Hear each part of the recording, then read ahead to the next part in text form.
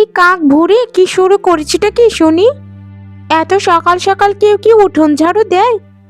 তোমার এই উঠোন ঝাড়ুর শব্দে আমি তো ঘুমোতেই পারছিলাম না, তাই উঠে চলে এলাম। তোমার গায়ের রং তো কালো, তাই আগে আগে উঠলেও সমস্যা নেই, কিন্তু আমার তো সমস্যা হয়। কি করবো রে ছোট বল, সকাল সকাল উঠে কাজগুলো না শুরু করলে যে অনেকটাই দেরি হয়ে যায়। পরে সংসারের বাকি কাজগুলো ধরতে ধরতে সেই দুপুর গড়িয়ে বিকেল হয়ে যায়। ঘরটা উঠোনটা ঝাড়ু দিয়ে তো আমি রান্নাটা চাপাই, না হলে তো এই বাড়িটা অপরিষ্কার থাকলে কেমন দেখা যায় বলতো?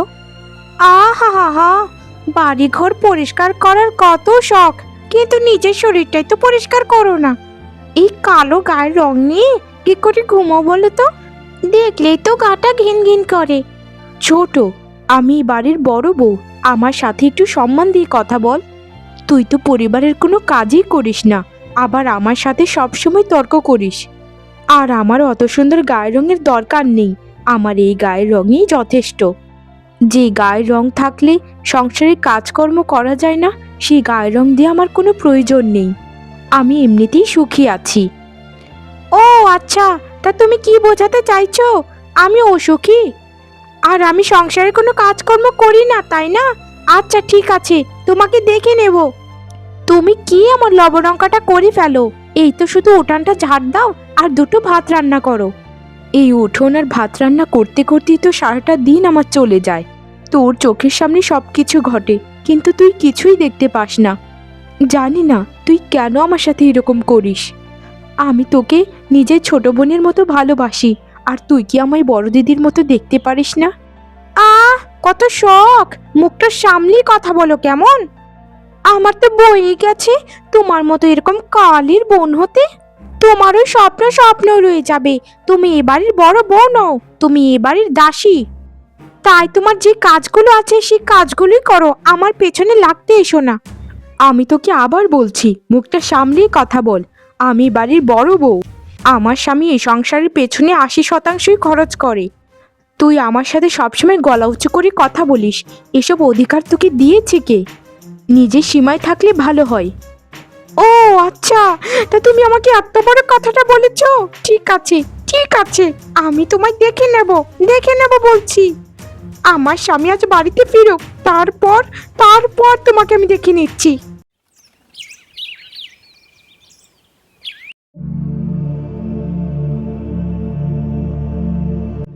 কি হলো গিন্নি? আমার সুন্দরী কমলার কি হলো? মুখটা ওরকম গোমরা করে কেন বসে আছো? কেউ কি আমার সুন্দরী বউটাকে কিছু বলেছে নাকি? আমি এ বাড়িতে থাকবো না, থাকবো না এ বাড়িতে। আমি আজকেই বাপের বাড়ি চলে যাব। আমি সবকিছু গুছিয়ে রেখেছি, শুধু তোমার আসার অপেক্ষায় ছিলাম। এখন তুমি চলে এসেছো, আমি বাপের বাড়ি চলে যাচ্ছি। আরে আরে গিন্নি, কি বলছো এসব তুমি? বলো গিন্নি, বলো কি হয়েছে তোমার? তোমাকে অনুরোধ করে বলছি। তোমার বৌদি তোমার বৌদি আমাকে বলেছে আমি নাকি সারাদিন ঘুমাই আর পায়ের উপর পা তুলে খাই, আর তার স্বামী নাকি পুরো সংসারটা চালাচ্ছে, আর আমরা নাকি তাদের উপর বসে বসে শুধু খাচ্ছি। আর জানো তুমি আমাকে কি বলেছে? আমি নাকি সারাদিন তার পেছন পেছন ঘুরে বেড়াই আর তার নামে গীবত করি। আর আমি নাকি সুন্দরী, তাই নাকি আমি খুবই রূপের দামাক দেখাই। তাই তাই আমি সিদ্ধান্ত নিয়েছি এই বাড়িতে আর থাকবো না, থাকবো না এই বাড়িতে, আমি এক্ষুনি চলে যাব। কি? বৌদির এত বড় সাহস তোমাকে এই কথা বলেছে?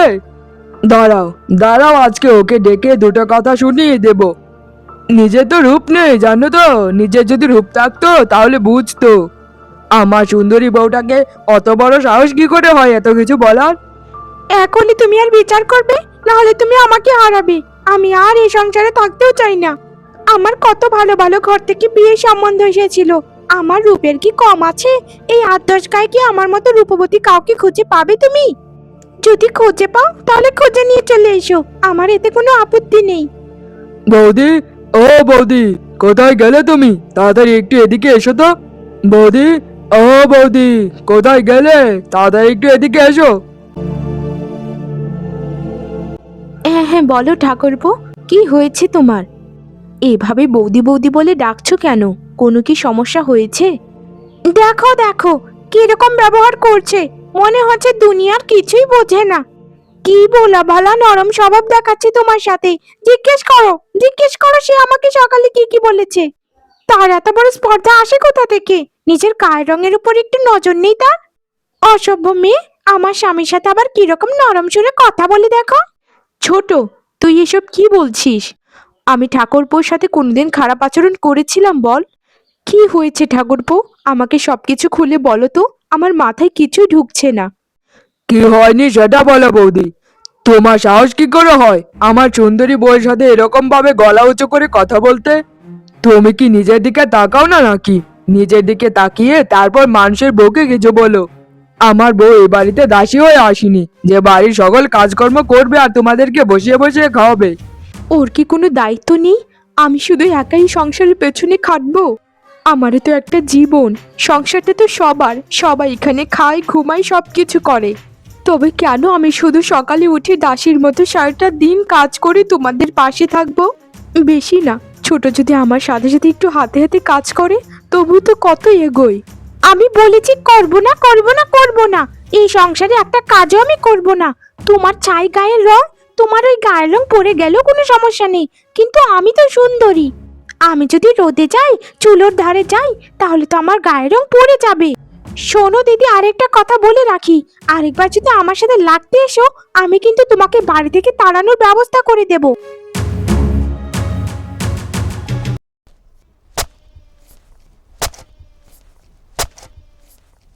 দাদা, দাদা, আপনাকে কিছু কথা বলার আছে আমার। আপনার বউকে বলবেন একটু সংযত হয়ে থাকতে, আমার সাথে যেন লাগতে না আসে। আচ্ছা বলুন তো, আপনি যে ওই মেয়েকে বিয়ে করেছেন, ওই মেয়ের কি যোগ্যতা আছে? এরকম মেয়েকে কেউ কি বিয়ে করে? না আছে পড়াশোনা, না আছে রূপ। আমাকে দেখুন তো, আমি কত যোগ্যতা সম্পন্ন একটি মেয়ে। আহা কমলা, কি হয়েছে সেটাই বলো। শ্যামা কি করেছে তোমাদের সাথে? শ্যামা কি কোনো ঝগড়াঝাটি করেছে তোমার সাথে? পুরো ঘটনাটা না বললে আমি বুঝবো কি করে বলো তো? জানেন দাদা, ও আমায় কি বলে? ও বলে নাকি আপনাকে সে পায়ের নিচে করে রেখেছে, সে নাকি কালো হলেও আপনার কোনো সমস্যা নেই। আর জানেন দাদা, সব সময় আপনার নামে আমাদের কাছে নিন্দে করে। কি অসভ্য মেয়ে! এরকম রূপের মেয়েকে ছেড়ে দিন দাদা, আমরা আরো ভালো সুন্দরী মেয়ে দেখে আপনাকে বিয়ে করাবো আবার। ছি ছি কমলা, তোমার লজ্জা করছে না আমার নামে এত মিথ্যে মিথ্যে কথা বলতে? আমি এ কথা কখন তোমায় বললাম? আমার স্বামীর ব্যাপারে এরকম বাজে কথা কি করে বলছো তুমি? দয়া করে আমার সংসারটাকে তুমি ভেঙো না। দাদা, দাদা, আপনি ওর কথা একদম বিশ্বাস করবেন না, আমার কথা আপনি বিশ্বাস করুন। ওই কালী সবসময় মিথ্যে কথা বলে, ও সবসময় ঝগড়া করে আমার সাথে, খুব অশান্তিতে রাখে আমাকে। না না গো না, আমি এরকমটা কখনো করি না। আচ্ছা, আচ্ছা, তুমি তো আমার স্বামী, তোমার সাথে কি আমি কখনো খারাপ আচরণ করেছি বলো? আমাকে এরকম শিক্ষা আমার মা বাবা দেয়নি যে স্বামী তারপর পরিবারের মানুষের সাথে খারাপ আচরণ করতে। তুমি দয়া করে কমলার কথা শোনো না, এতে আমাদের সংসারে অশান্তি হবে। সবাই একটু দয়া করে চুপ করো, আমি আর কোনো কারো কথা শুনতে চাই না। যাও যাও, যে যার মতো ঘরে ফিরে যাও। ঘরে কেন ফিরে যাবে দাদা? ওকে বাড়ি থেকে তাড়িয়ে দিন, ওর খেলাটা শেষ করে দিন। আমি আপনাকে আরো সুন্দরী দেখে একটা বিয়ে করাবো। আরে কমলা, এ কি বলছো তুমি? এগুলো কখনো সম্ভব নয়। আমি যা বোঝার বুঝে নিয়েছি, কেউ আমার পক্ষে কথা বলে না। আমার পক্ষে কেন, কেউ সত্যের পক্ষেই নেই। শোনো, আমি বাড়ি ছেড়ে এখনই চলে যাচ্ছি। আরে শ্যামা, পাগলামি করো না তো, সব সংসারই তো ঝগড়া ঝামেলা হয়, কেউ কি বাড়ি ছেড়ে চলে যায়? তুমি যাও যাও শ্যামা, যাও। আর বোন, তুমিও যাও।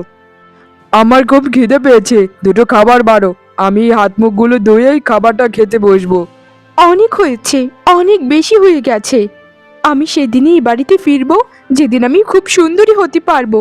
সবাই ভালো থেকো, খুব ভালো থেকো। আর আমি ছাড়া সংসারটা কেমন লাগে সেটাও উপলব্ধি করো। সে গেলে যাও না, এরকম ঢং করে দাঁড়িয়ে থাকার কি মানে?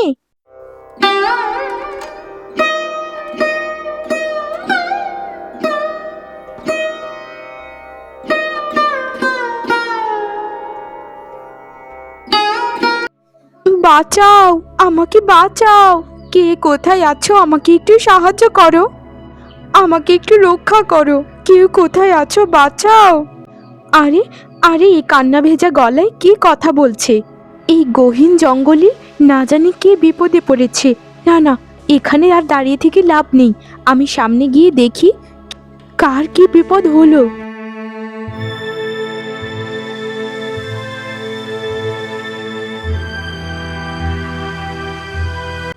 আরে আরে, এ কি আশ্চর্য! এত বড় ফুলের গাছ আর এত বড় ফুল! আমি তো কল্পনাতেও এত বড় ফুল দেখিনি। এটা কি করে সম্ভব? আর এই জঙ্গলে এত বড় ফুলের গাছ কোথা থেকে এলো? তুমি তুমি কি কান্না করছিলে? কি হয়েছে তোমার? তুমি যদি সত্যি কথা বলতে পারো তাহলে বলো আমায়, তোমার কি সমস্যা? হ্যাঁ গো, আমি কান্না করছিলাম। দেখো না, দেখো না আমার গাছের নিচে কত ঘাস লতা পাতা জড়িয়ে আছে। এগুলোর জন্য আমি শ্বাস নিতে কষ্ট পাচ্ছি।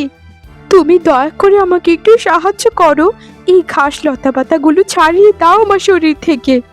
জানো, জানো এই জঙ্গলে কত কাঠুরে এসেছিল, কত জনকে আমি সাহায্যের কথা বলেছি, কেউ আমাকে সাহায্য করেনি। সবাই আমাকে ভয় পেয়েছে, সবাই। শুধু তুমি একমাত্র আমার কাছে এসেছো। তোমাকে ভয় পাওয়ার কি আছে? তুমি তো আর আমাকে খেয়ে ফেলবে না। ঠাকুমা যখন আমায় রূপকথার গল্প বলতো তখন এরকম কথা আমায় বলেছিল যে এরকম একটা ফুল আছে নাকি জঙ্গলে, কিন্তু আমি কখনো বিশ্বাস করিনি। নিজ চোখে যদি আজ না দেখতাম তাহলে আমিও আজ বিশ্বাস করতাম না। এই সব কিছুই সত্যি, আরো অনেক কিছু আছে যেগুলো আজও অজানা। তবে এইসব পরে তোমায় বলবো, আগে দয়া করে আমার কষ্টটা একটু দূর করো। আহ, কি শান্তি লাগছে আমার গো।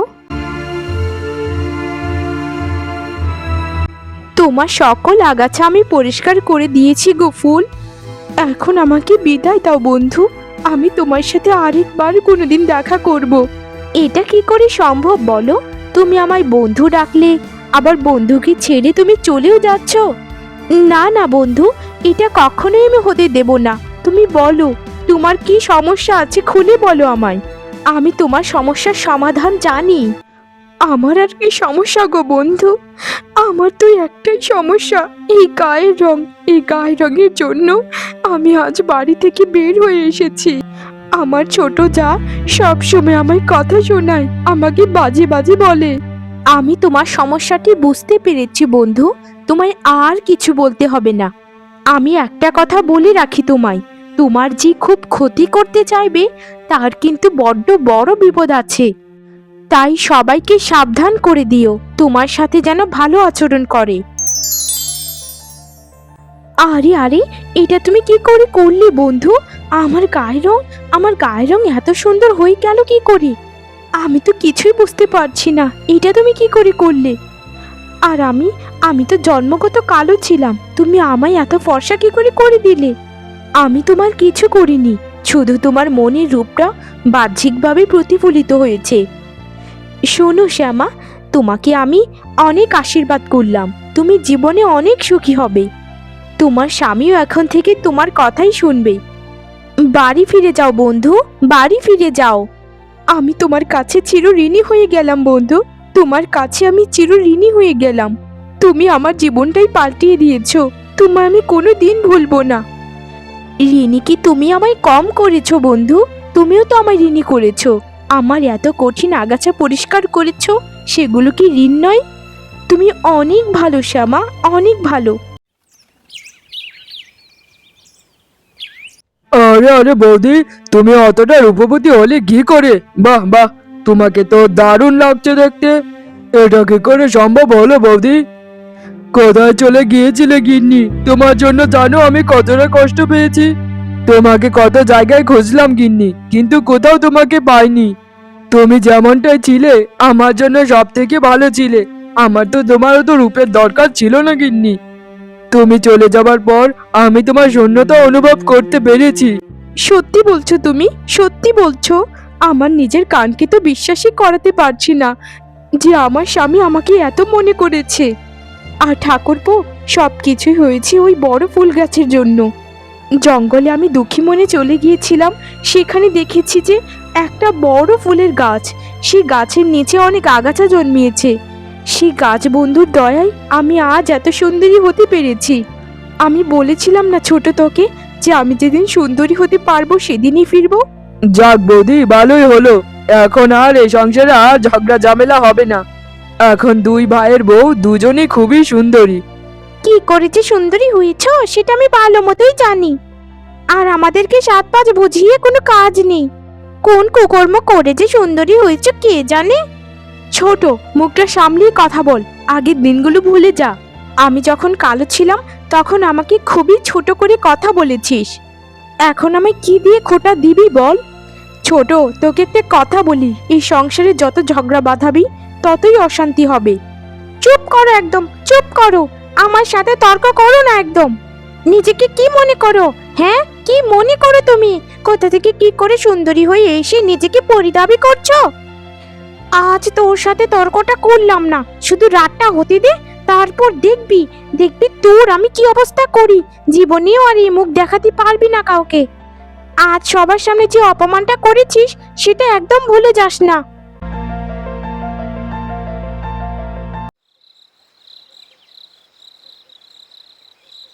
আমার হাতে যে বিষাক্ত পদার্থটা আছে এটা দিয়ে তোর আজ মুখ জ্বালিয়ে দেব। অসভ্য নচ্ছার, তুই আমাকে অনেক অপমান করেছিস, অনেক। এখন তুই আমার থেকে বেশি সুন্দরী হতে বসেছিস। তোর এই রূপ নিয়ে শেষ ঘুমটা ঘুমাবি আজ। সকালে যখন তোর পোড়া মুখটা সবাই দেখবে না, দেখবি কি হাসাহাসি সবাই করছে। অনেক চালিয়েছিস আমাকে, অনেক চালিয়েছিস। আর তোকে জ্বালাতে দেব না, আমি দেব না। না, আরে আরে আরে, কি হলো, কি হলো? আরে কমলা, কমলার কি হলো এইসব? হায় হায় হায় হায় রে, কমলার এসব কি হলো? কমলা ইঁদুর হয়ে গেল কি করে? কমলা, কি হলো তোমার এসব? হায় হায় রে, আমার গিন্নি রে কি হয়ে গেল? কি করেছিলে তুমি গিন্নি? তোমার এ কি হয়ে গেল? তোমার চিৎকারে পুরো গ্রামবাসী চলে এসেছে। এই সব কিছু হয়েছে আমার জন্য। এগুলো আমার পাপের ফল। আমি তিতির মুখটা নষ্ট করতে এসেছিলাম, এখন বিধাতা আমাকে ইঁদুর বানিয়ে দিল। দিদিকে আমি সব সময় খুবই অহংকার করতাম, এই জন্যই আমার এই সর্বনাশ হয়ে গেল। আমি আর কোনোদিন মানুষ হতে পারবো না, আমি আর কোনোদিন মানুষ হতে পারবো না। ঠিক হয়েছে, একদম ঠিক হয়েছে। কতবার করে তোমায় বলেছিলাম যে অতিবার বেরো না। আমার কথা তো তুমি শোনো নেই। এখন বুঝো, বুঝো তোমার কি হলো। আমি তোকে কতদিন বলেছিলাম রে ছোট, হিংসা বাদ দিয়ে চল আমরা মিলেমিশে চলি, কিন্তু তুই আমার কোনো কথাই শুনিসনি। এখন এখন তোর সাথে যেটা হয়েছে সেটা তোরই কর্মের ফল। এতে আমাদের কোনো হাত নেই। আমাদেরকে ক্ষমা করে দে ছোট। যা যা, দূর হয়ে যা, ইঁদুর দূর হয়ে যা। তুই এখান থেকে দূর হ বলছি। তুই এখন গিয়ে মানুষের কাপড় কেটে কেটে নিজের দাঁতগুলোকে ছোট করে রাখ। অসভ্য মেয়েকে বিয়ে করে আমার জীবনটাকে শেষ করে দিয়েছি। এবার শিক্ষা পেয়েছিস তো? আমি একটা ভালো মেয়ে দেখে বিয়ে করবো এখন, ঠিক একদম বৌদির মতো ভালো মেয়ে। আমি আমার পাপের শাস্তি পেয়ে গেছি। সবাই আমাকে ক্ষমা করে দিও। আমি আমার আপন ঠিকানায় ফিরে যাচ্ছি, যেখানে ইঁদুররা সবসময় বাস করে। আমি আমি জীবনের শাস্তি পেয়েছি, জন্মের শিক্ষা হয়েছে আমার, জন্মের শিক্ষা। আমাদেরকে ছেড়ে যাস না ছোট, আমাদের সাথেই থেকে যা। দয়া করে যাস না ছোট। আমি কোনো একটা ব্যবস্থা করব যেন তুই আগের মতো হতে পারিস। যাস না ছোট, যাস না, থাম ছোট, থাম।